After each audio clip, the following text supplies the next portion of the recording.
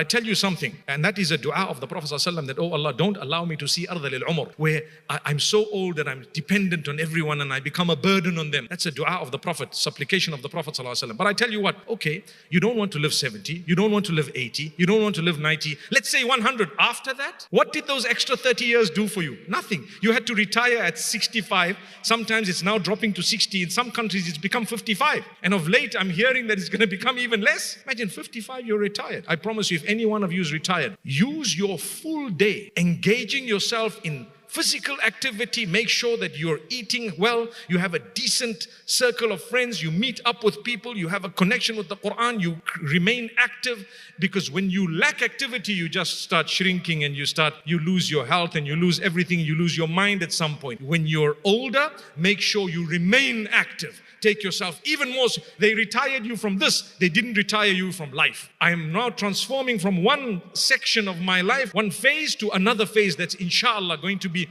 more energetic than that. You grow up, you start giving back to community, society. You invest in the children, the grandchildren, or the community members.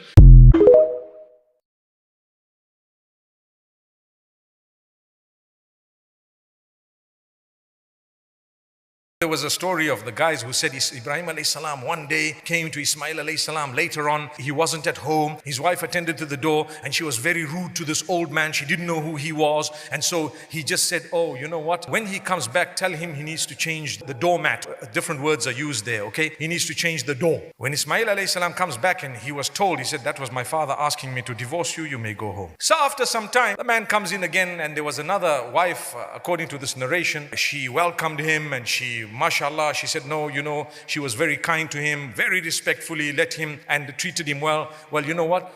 When he comes back, tell him he should maintain the door, or he should maintain. So he says, later on, he said, that was my father saying I should keep you and you're a good woman, etc. So now you have people saying, I'm divorcing my wife because my father told me to. Brother, you're not Ibrahim alayhi salam, by the way. That's the answer. You're not Ibrahim alayhi salam. So don't come and say my father. Sometimes your father is wrong. Another thing is the woman did not marry your father. She married you. Unfortunately, sometimes our fathers are wrong. Sometimes they are right. I don't want to interfere in your particular cases, but I'm just saying in general, you're not a prophet of Allah. You can't say, I had a dream I was sacrificing you, come let's go. You can't say that. No, even if your name is Ibrahim, and to make it worse, your son's name is Ismail. Allah make it easy. Allah make it easy. Trust me, don't ever try that.